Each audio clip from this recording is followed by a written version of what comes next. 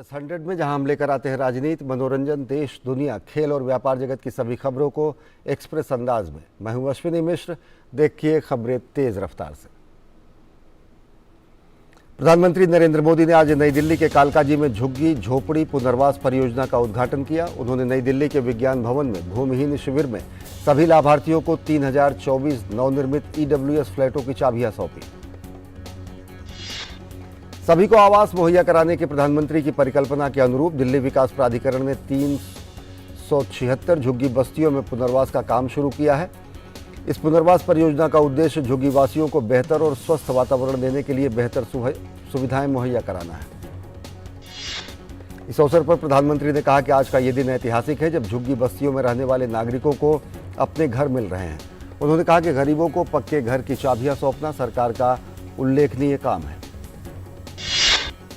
प्रधानमंत्री ने जोर देकर कहा कि गरीबों का कल्याण सरकार की नीतियों का केंद्र बिंदु है। उन्होंने कहा कि सरकार राष्ट्रीय राजधानी में नागरिकों की आकांक्षाएं पूरी करने के लिए कोई कोर कसर नहीं छोड़ रही है। केंद्र सरकार दिल्ली को देश की राजधानी की गरिमा के अनुसार सभी सुविधाओं से युक्त सुंदर शहर बनाने की दिशा में काम कर रही है। उन्होंने कहा कि प्रधानमंत्री उदय योजना के अंतर्गत दिल्ली की अनधिकृत बस्तियों में बने मकानों को नियमित करने का काम चल रहा है। प्रधानमंत्री ने भरोसा दिलाया कि सरकार दिल्ली में तेज, सुरक्षित और आरामदायक परिवहन सेवा देने के लिए प्रतिबद्ध है। प्रधानमंत्री ने कहा कि 2014 में एनडीए की सत्ता में वापसी के बाद से दिल्ली मेट्रो का तेजी से विस्तार हुआ। उन्होंने बताया कि 2014 में दिल्ली राष्ट्रीय राजधानी क्षेत्र में केवल 190 किलोमीटर का मेट्रो नेटवर्क था, जो अब लगभग 400 किलोमीटर हो चुका है। प्रधानमंत्री ने कहा कि दिल्ली का गरीब और मध्य वर्ग प्रतिभावान और आकांक्षी है। प्रधानमंत्री ने कहा कि केंद्र सरकार एक राष्ट्र एक राशन कार्ड के माध्यम से दिल्ली में गरीबों का जीवन सुगम बनाने के लिए प्रयासरत है। प्रधानमंत्री ने कहा कि राष्ट्रीय राजधानी के गरीब लोगों को कोविड महामारी के दौरान सरकार की तरफ से निःशुल्क राशन उपलब्ध कराया गया। प्रधानमंत्री ने कहा कि देश सबका साथ, सबका विकास, सबका विश्वास और सबका प्रयास के मंत्र के साथ उत्थान के लिए आगे बढ़ रहा है। प्रधानमंत्री नरेंद्र मोदी ने दिल्ली में अनधिकृत कॉलोनियों के मामले में को सुलझाने के लिए केंद्र सरकार के प्रयासों का जिक्र किया तो नए घर पाने वालों से बिजली पानी बचाने के अलावा स्वच्छता की भी अपील की। दिल्ली विकास प्राधिकरण की ओर से 376 झुग्गी झोपड़ी क्लस्टरों में यथास्थान झुग्गी झोपड़ी पुनर्वास का काम किया जा रहा है। इस पुनर्वास परियोजना का उद्देश्य झुग्गी झोपड़ी क्लस्टरों में रहने वालों को उचित सुख साधनों और सुविधाओं से लैस कर बेहतर स्वास्थ्य वातावरण प्रदान करना है। प्रधानमंत्री नरेंद्र मोदी ने आज वीडियो कॉन्फ्रेंसिंग के माध्यम से global investors meet invest Karnataka 2022 के उद्घाटन समारोह को संबोधित किया। प्रधानमंत्री ने कहा कि कर्नाटक परंपरा और प्रौद्योगिकी, प्रकृति और संस्कृति, अद्भुत वास्तुकला और सशक्त स्टार्टअप का सम्मेलन है। उन्होंने कहा कि जब भी टैलेंट और टेक्नोलॉजी की बात आती है तो दिमाग में जो नाम आता है सबसे पहले वो ब्रांड बेंगलुरु है, जो पूरी दुनिया में स्थापित हो चुका है। प्रधानमंत्री ने कर्नाटक में निवेशकों की बैठक के आयोजन पर प्रसन्नता व्यक्त करते हुए कहा कि ये प्रतिस्पर्धा और सहकारी संघवाद का एक सटीक उदाहरण है। उन्होंने कहा कि विनिर्माण और उत्पादन मुख्य रूप से राज्य सरकार की नीतियों और नियंत्रण पर निर्भर करता है। प्रधानमंत्री ने कहा इस ग्लोबल इन्वेस्टर्स मीट के माध्यम से राज्य विशिष्ट क्षेत्रों को लक्षित कर सकते हैं और अन्य देशों के साथ साझेदारी कर सकते हैं। उन्होंने प्रसन्नता व्यक्त करते हुए कहा कि इस बैठक में हजारों करोड़ रुपए की भागीदारी की योजना है, जिसके परिणामस्वरूप राष्ट्र के युवाओं के लिए रोजगार के अवसर बढ़ेंगे। भारत के प्रति वैश्विक आशावाद की भावना के बारे में चर्चा करते हुए प्रधानमंत्री ने कहा कि इस अनिश्चित दौर में पूरी दुनिया भारतीय अर्थव्यवस्था की बुनियाद की मजबूती को लेकर आश्वस्त है। बाधाओं के इस दौर में भारत दुनिया के साथ आगे बढ़ रहा है और दुनिया के साथ काम करने पर जोर दे रहा है। प्रधानमंत्री ने कहा कि यह भले ही वैश्विक संकट का दौर है, लेकिन दुनिया भर के एक्सपर्ट, विश्लेषक और अर्थव्यवस्था के जानकार भारत को ब्राइट स्पॉट बता रहे हैं। प्रधानमंत्री ने जोर देकर कहा कि हमने इन्वेस्टर्स को रेड टेप के जाल में उलझाने के बजाय निवेश के लिए रेड कारपेट का माहौल बनाया है। हमने नए नए उलझाऊ कानून बनाने के बजाय उन्हें रैशनलाइज किया है। प्रधानमंत्री ने कहा नए भारत का निर्माण बोल्ड रिफॉर्म, मैसिव इंफ्रास्ट्रक्चर और बेस्ट टैलेंट से ही संभव है। आज सरकार हर क्षेत्र में साहसिक सुधार कर रही है। उन्होंने जीएसटी, आईबीसी, बैंकिंग सुधार, यूपीआई, 1500 पुराने कानूनों को खत्म करने और 40,000 अनावश्यक अनुपालन का जिक्र किया। प्रधानमंत्री ने जोर देकर कहा कि विकास के लक्ष्यों को केवल निवेश और मानव पूंजी पर ध्यान केंद्रित करके ही प्राप्त किया जा सकता है। इसी सोच को आगे बढ़ाते हुए हमने स्वास्थ्य और शिक्षा के क्षेत्र में निवेश को बढ़ावा दिया है। हमारा उद्देश्य उत्पादकता बढ़ाने के साथ साथ मानव पूंजी में सुधार करना है। निवेशकों को आकर्षित करना और अगले दशक के लिए एक विकास योजना तैयार करना बैठक का उद्देश्य है। बेंगलुरु में 2 से 4 नवंबर तक आयोजित होने वाले 3 दिवसीय कार्यक्रम में 80 से अधिक वक्ता सत्र होंगे। इसमें जर्मनी, नीदरलैंड, दक्षिण कोरिया, जापान और ऑस्ट्रेलिया जैसे देश शामिल हो रहे हैं। कर्नाटक में वैश्विक निवेशक सम्मेलन इन्वेस्ट कर्नाटक 2022 के उद्घाटन समारोह को संबोधित करते हुए वित्त मंत्री निर्मला सीतारमण ने कहा कि वैश्विक मंदी की आशंका का असर दुनिया की बड़ी अर्थव्यवस्थाओं पर पड़ा है, जिसके चलते देश अलग अलग हिस्सों से सामग्रियों को प्राप्त करने के लिए खुद को समायोजित कर रहे हैं। कर्नाटक में वैश्विक निवेश सम्मेलन इन्वेस्ट कर्नाटक 2022 के उद्घाटन समारोह को संबोधित करते हुए केंद्रीय मंत्री पीयूष गोयल ने कर्नाटक सरकार की तारीफ करते हुए कहा कि कर्नाटक मॉडल दुनिया भर के लोगों और खासकर निवेशकों को आकर्षित करने में कामयाब रहा है। किसानों की आमदनी बढ़ाने की दिशा में कैबिनेट ने आज 2 अहम फैसले लिए। प्रधानमंत्री की अध्यक्षता में हुई आर्थिक मामलों की बैठक में इथेनॉल का विभिन्न कीमतों में बढ़ोतरी का फैसला किया गया।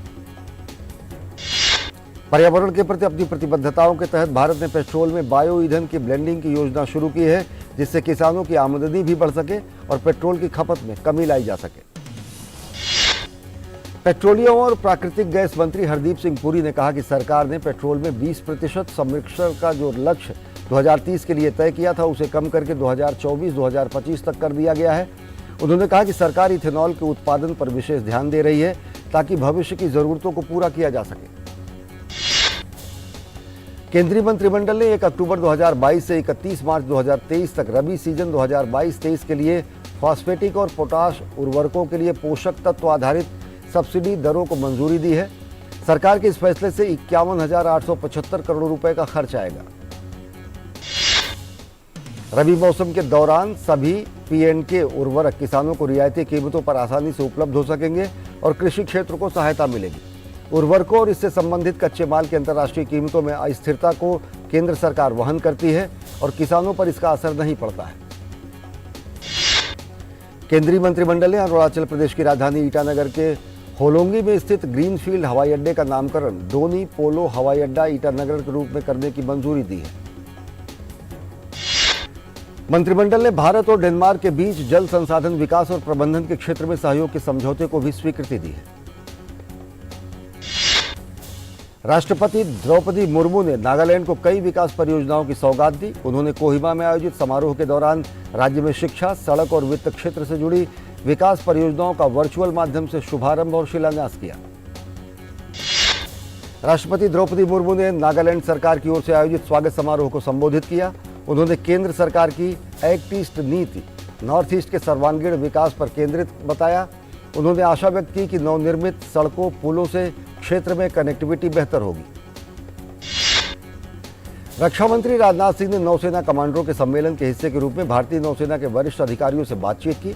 उन्होंने देश में डिजाइन किए गए और निर्मित भारत के पहले विमानवाहक आईएनएस विक्रांत को सफलतापूर्वक नौसेना में शामिल करने के लिए बधाई दी। नई दिल्ली में केंद्रीय ग्रामीण विकास मंत्रालय और पतंजलि के बीच एक करार पर हस्ताक्षर हुआ। करार के तहत ग्रामीण विकास मंत्रालय के तहत चलाए जा रहे आजीविका मिशन में महिलाओं के बनाए उत्पादों को पतंजलि स्टोर के माध्यम से बेचा जाएगा। इस अवसर पर केंद्रीय मंत्री गिरिराज सिंह ने कहा कि मंत्रालय का मकसद 10 करोड़ सेल्फ हेल्प ग्रुप महिलाओं को लखपति बनाने का है। इस दिशा में पतंजलि के साथ किया गया करार कारगर साबित होगा। केंद्रीय गृह मंत्री अमित शाह हिमाचल प्रदेश के लगातार दौरे पर हैं और चुनावी रैलियों को संबोधित कर रहे हैं। नादौन में एक विशाल जनसभा को संबोधित करते हुए उन्होंने कहा कि कांग्रेस ने अभी सिर्फ परिवारवाद को ही बढ़ावा दिया है, जबकि प्रधानमंत्री नरेंद्र मोदी के नेतृत्व में देश व राज्य का लगातार विकास हो रहा है। गृहमंत्री अमित शाह ने धर्मशाला के जोरावर में एक विशाल जनसभा को संबोधित किया। अमित शाह ने कांग्रेस पर हमला बोलते हुए कहा कि कांग्रेस में राष्ट्रीय स्तर पर कोई नेता नहीं है, कांग्रेस केवल मां बेटे की पार्टी बनकर रह गई है। हिमाचल प्रदेश में लगातार सियासी पारा चढ़ता जा रहा है। केंद्रीय गृह मंत्री अमित शाह राज्य में लगातार रैलियां कर रहे हैं। सोलन में एक जनसभा को संबोधित करते हुए अमित शाह ने कहा कि कांग्रेस ने राम मंदिर के निर्माण में बाधा डालकर देश में हिंदुओं की भावनाओं को आहत किया। भाजपा के राष्ट्रीय अध्यक्ष जेपी नड्डा हिमाचल के दौरे पर हैं। उन्होंने बिलासपुर में पंजगाइन में एक जनसभा को संबोधित करते हुए कहा कि डबल इंजन सरकार के कारण बिलासपुर जैसे शहर को एम्स जैसी सुविधा मिली। भाजपा अध्यक्ष जेपी नड्डा ने हिमाचल प्रदेश के बिलासपुर के कुठेड़ा में जनसभा को संबोधित करते हुए कहा कि भाजपा सरकार में महिलाओं का सशक्तिकरण हुआ है। हर गरीब के घर एलपीजी गैस सिलेंडर पहुंचने का काम हुआ है। शौचालय बनवाने के साथ साथ हर घर जल पहुंचाने का काम किया जा रहा है। हिमाचल प्रदेश के कसौली में जनसभा को संबोधित करते हुए उत्तर प्रदेश के मुख्यमंत्री योगी आदित्यनाथ ने कहा कि कांग्रेस ने हमेशा परिवारवाद की राजनीति की है, जबकि आज देश प्रधानमंत्री नरेंद्र मोदी के नेतृत्व में हर क्षेत्र में विकास कर रहा है। आम आदमी पार्टी के प्रदेश सह प्रभारी और दिल्ली एसजीपीसी के सदस्य कुलवंत सिंह भाट ने शिमला में प्रदेश कार्यालय दीप कमल चक्कर में भाजपा का दामन थामा। कुलवंत ने कहा कि आम आदमी पार्टी की कथनी और करनी में फर्क देखकर वे भाजपा में शामिल हुए हैं। ईडी ने अवैध खनन और मनी लॉन्ड्रिंग मामले में झारखंड के मुख्यमंत्री हेमंत सोरेन को समन भेजा है। ईडी ने मुख्यमंत्री हेमंत सोरेन को 3 नवंबर को 11:30 बजे पूछताछ के लिए बुलाया है। अवैध खनन और मनी लॉन्ड्रिंग के आरोप में 19 जुलाई को मुख्यमंत्री हेमंत सोरेन के खिलाफ विधायक प्रतिनिधि पंकज मिश्रा को गिरफ्तार किया गया था। पंकज मिश्रा पर अवैध खनन के जरिए 42 करोड़ रुपए की मनी लॉन्ड्रिंग के आरोप हैं। पंकज मिश्रा की गिरफ्तारी के बाद आधिकारिक बयान में ईडी ने बताया कि राज्य में 1000 करोड़ रुपए से अधिक अवैध खनन हुआ है। 6 मई 2022 को ईडी ने पहली बार झारखंड के निलंबित खान एवं उद्योग सचिव पूजा सिंघल सहित अन्य कम से कम 25 ठिकानों पर छापेमारी की थी। तब निलंबित आईएएस पूजा सिंघल के पति अभिषेक झा के सीए सुमन कुमार के घर और कार्यालय से 19 करोड़ रुपए से अधिक की नकदी मिली थी। झारखंड मुक्ति मोर्चा ने प्रवर्तन निदेशालय की जांच को लेकर सवाल खड़े किए हैं। पार्टी ने बयान जारी कर आरोप लगाया है कि मनरेगा की जांच खनन तक कैसे पहुंच गई, ये समझ से परे है। झारखंड के भाजपा प्रदेश अध्यक्ष दीपक प्रकाश ने दावा किया है कि अवैध खनन मामले में मुख्यमंत्री सोरेन के खिलाफ साक्ष्य मिले हैं। उन्होंने ईडी की जांच का स्वागत किया है।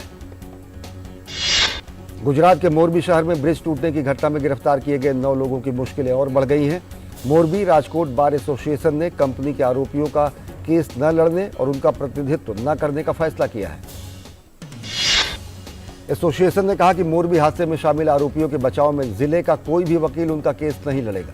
कोर्ट ने मोरबी में केबल ब्रिज गिरने की घटना में 4 आरोपियों को 5 नवंबर तक पुलिस हिरासत में और अन्य 5 आरोपियों को न्यायिक हिरासत में भेज दिया है। राष्ट्रीय जांच आयोग ने कर्नाटक के भाजपा नेता प्रवीण नेट्टारू की हत्या में वांछित पीएफआई के 4 नेताओं की तस्वीरें जारी की हैं। इसके साथ ही इनका सुराग देने वालों को 2 से 5 लाख रुपए इनाम भी घोषित किए हैं। नेट्टारू भाजपा युवा मोर्चा के सदस्य थे। दक्षिण कर्नाटक जिले के बेल्लारी में 26 जुलाई को उनकी गोली मारकर हत्या कर दी गई थी। पश्चिम बंगाल के पशु तस्करी मामले में टीएमसी नेता अनुव्रत मंडल पर ईडी का शिकंजा कसता जा रहा है। अनुव्रत मंडल की बेटी सुकन्या मंडल से करोड़ों रुपए के मवेशी तस्करी घोटाले मामले में प्रवर्तन निदेशालय के अधिकारियों ने पूछताछ की है।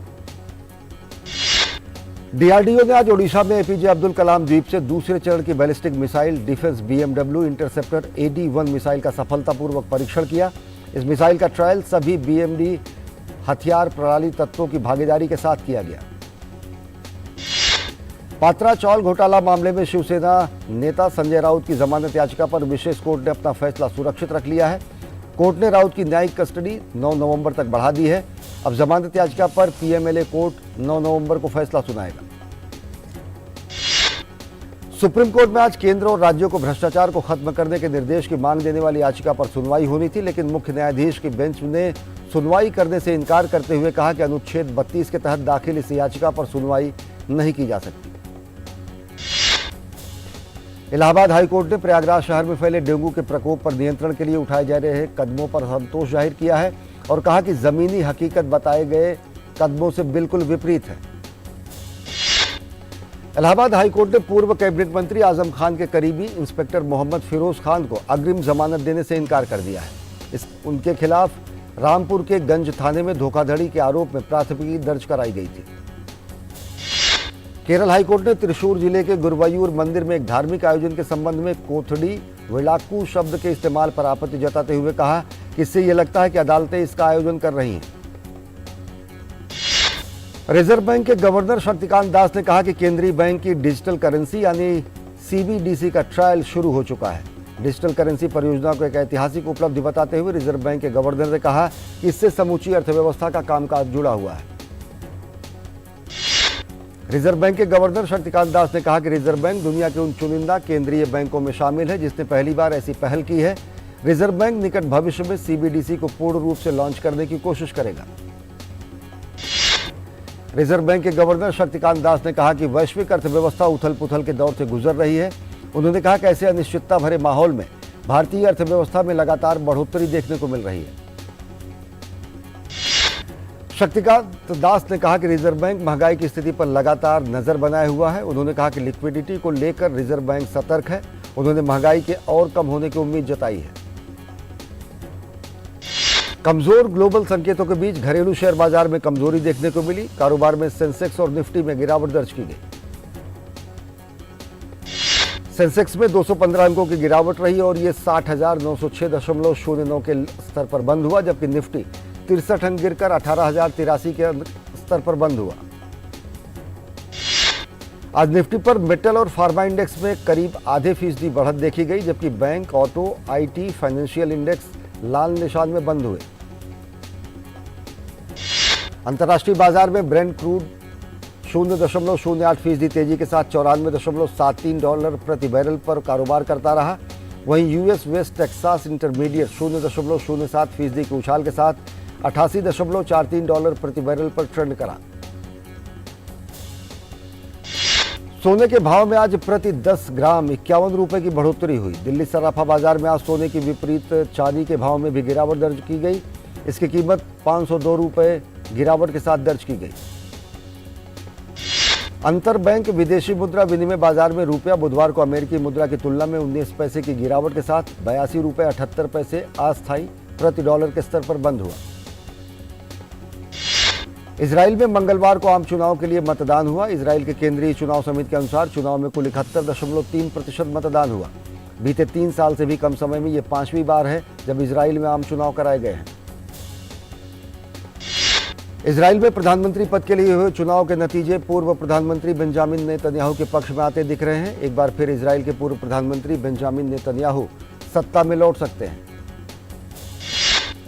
इजराइल के प्रधानमंत्री यायर लैपिड ने एग्जिट पोल में चुनावी हार को स्वीकार करने से मना कर दिया है और कहा है कि आधिकारिक परिणामों की वो प्रतीक्षा करेंगे। एग्जिट पोल के बाद लैपिड ने अपने मुख्यालय में एक भाषण दिया जिसमें उनके खेमे के लिए नुकसान और नेतन्याहू की वापसी की भविष्यवाणी की गई। नेतन्याहू ने अपने लिकुड पार्टी चुनाव मुख्यालय में समर्थकों को संबोधित करते हुए कहा कि हमने इजराइल के लोगों से विश्वास का एक बड़ा वोट हासिल किया है। हम एक बहुत बड़ी जीत के कगार पर हैं। अमेरिका और दक्षिण कोरिया के बीच जारी संयुक्त सैन्य अभ्यास पर कड़ी प्रतिक्रिया के तहत उत्तर कोरिया ने मिसाइल बरसाकर दोनों देशों को चेतावनी दी। दक्षिण कोरिया ने भी मिसाइलें दागकर पड़ोसी देश को जवाब देने की कोशिश की। दक्षिण कोरिया ने कहा कि उत्तर कोरिया ने अपने पूर्वी और पश्चिमी तटों से एक के बाद एक कई मिसाइलें दागी। दक्षिण कोरिया की ओर से जानकारी दी गई कि सुबह उत्तर कोरिया ने कम से कम 17 मिसाइलें दागी और बाद में 6 और मिसाइलें दागे जाने की बात कही गई। दक्षिण कोरिया में दुर्लभ हवाई हमले की चेतावनी जारी की गई। ये पहली बार है जब बैलिस्टिक मिसाइल परीक्षण दक्षिण कोरिया जल क्षेत्र के पास गिरा और एक ही दिन में उत्तर कोरिया द्वारा दागी गई सबसे अधिक मिसाइलें थी।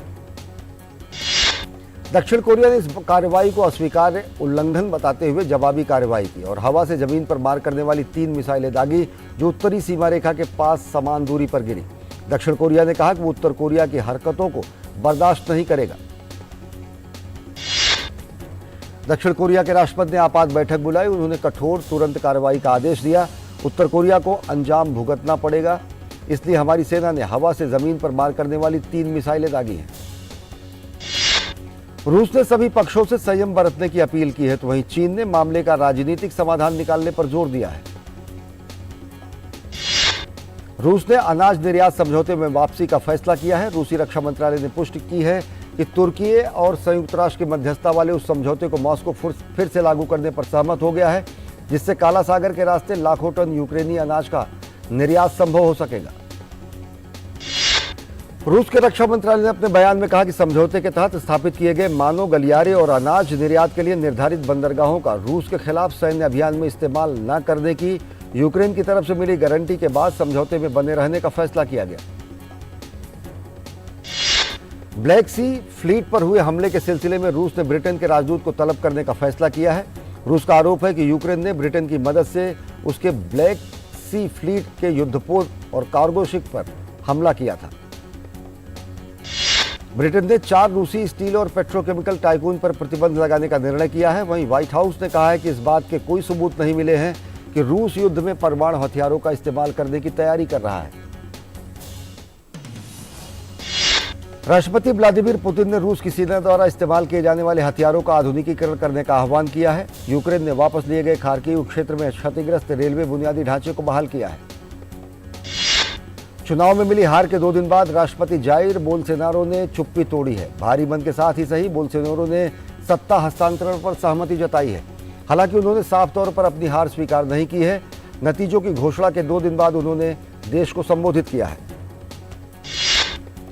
राष्ट्रपति जाइर बोल्सोनारो ने ना तो चुनाव में अनियमितता की बात कही और न ही लूला डी सिल्वा को बधाई दी। करीब 2 मिनट के भाषण में बोल्सोनारो ने अपने समर्थकों से देश में शांति बनाए रखने की अपील की और अपनी सरकार की उपलब्धियों की सराहना की। बोल्सोनारो के संक्षिप्त संबोधन के बाद उनके चीफ ऑफ स्टाफ सिरो नोगीरा ने पत्रकारों से बातचीत में कहा कि बोल्सोनारो ने उन्हें सत्ता हस्तांतरण की प्रक्रिया शुरू करने की अनुमति दी है। 1 जनवरी को 2023 को नए राष्ट्रपति अपना पदभार संभाल सकेंगे। लूला की जीत के बाद दुनिया की नजरें बोल्सोनारो की प्रतिक्रिया पर थी। बोल्सोनारो चुनाव से पहले उन्होंने साफ कर दिया था कि अगर वो चुनाव हारते हैं तो अमेरिकी पूर्व राष्ट्रपति डोनाल्ड ट्रंप का रास्ता अपना सकते हैं और वो नतीजों को नहीं कबूल करेंगे। भारत ने T20 विश्व कप के सेमीफाइनल की ओर मजबूती से कदम बढ़ा दिए हैं। आज खेले गए एक बेहद रोमांचक मैच में भारत ने बांग्लादेश को 5 रन से हरा दिया। भारत ने पहले बल्लेबाजी करते हुए 20 ओवर में 6 विकेट के नुकसान पर 184 रन बनाए। टीम के लिए विराट कोहली ने सबसे ज्यादा 64 रन की नाबाद पारी खेली। वहीं लोकेश राहुल ने 50 रन और सूर्य कुमार यादव ने 30 रन का योगदान दिया। विराट कोहली T20 विश्व कप में सबसे ज्यादा रन बनाने वाले बल्लेबाज बन गए हैं। बांग्लादेश के खिलाफ खेले गए मैच में विराट कोहली ने महिला जयवर्धने को पीछे छोड़ते हुए यह रिकॉर्ड अपने नाम किया। एडिलेड में खेले गए पहले मुकाबले में नीदरलैंड ने जिम्बाब्वे को 5 विकेट से हरा दिया। मैच में जिम्बाब्वे द्वारा दिए गए 118 रन के लक्ष्य का पीछा करते हुए नीदरलैंड ने 18वें ओवर में 5 विकेट पर 120 रन बनाकर जीत हासिल की। जिम्बाब्वे ने टॉस जीतकर पहले बल्लेबाजी करते हुए पूरे 20 ओवर नहीं खेले और 19 ओवर 2 गेंदों में 117 रन बनाकर टीम आउट हो गई। हार के बाद जिम्बाब्वे के लिए आगे की राह फिलहाल बंद हो गई है। मेलबर्न स्टार्स की ऑलराउंडर टेस फ्लिंटॉफ ने महिलाओं की बिग बैश लीग के इतिहास में सबसे तेज अर्धशतक लगाया है। 19 साल की फ्लिंटॉफ ने 16 गेंद में अर्धशतक पूरा किया है। चैंपियंस लीग में लिवरपूल ने नेपोली को 2-0 से मात दी है। हालांकि इस जीत के बावजूद लिवरपूल ग्रुप ए में दूसरे स्थान पर है। चैंपियंस लीग में बायर्न म्यूनिख ने इंटर मिलान को 2-0 से मात दी है। इस तरह बायर्न ने ग्रुप स्टेज में 6 जीत का अपना परफेक्ट रिकॉर्ड बरकरार रखा है। चैंपियंस लीग के ही एक मैच में बार्सिलोना ने विक्टोरिया प्लेजेंट को शिकस्त दी है। हालांकि दोनों ही टीम पहले ही प्रतियोगिता से बाहर हो चुकी हैं। आइट्रेक्ट फ्रैंकफर्ट ने दूसरे हाफ में कमबैक करते हुए 10 मिनट में 2 गोल किए और स्पोर्टिंग को 2-1 से मात दी। इस जीत के साथ फ्रैंकफर्ट ने पहली बार अंतिम 16 के लिए क्वालिफाई किया है। एटलेटिको मैड्रिड यूरोपियन प्रतियोगिताओं से पूरी तरह बाहर हो गई है। उसे चैंपियंस लीग में पोर्तो के खिलाफ 2-1 से हार का सामना करना पड़ा। पिछले हफ्ते एटलेटिको ने बायर लेवरकुसन के साथ ड्रॉ खेला था और वो चैंपियंस लीग से बाहर हो गए थे। ये पहला मौका है जब डिएगो सिमियोन के मैनेजर बनने के बाद से टीम चैंपियंस लीग में सबसे नीचे रही। दुनिया की नंबर 1 टेनिस खिलाड़ी इगा श्वांतेक ने WTA फाइनल्स में विजयी शुरुआत की है। श्वांतेक ने डारिया कस्तिकीना को 6-2, 6-3 से मात दी है। नोवाक जोकोविच ने अपने पेरिस मास्टर्स खिताब की रक्षा का अभियान शानदार जीत के साथ शुरू किया है। जोकोविच ने अमेरिका के मैक्सिम क्रेसी को 7-6, 6-4 से शिकस्त दी है। तो एक्सप्रेस न्यूज में फिलहाल इतना ही। देश और दुनिया की ताज़ा तरीन खबरों के लिए देखते रहिए डीडी न्यूज़। नमस्कार।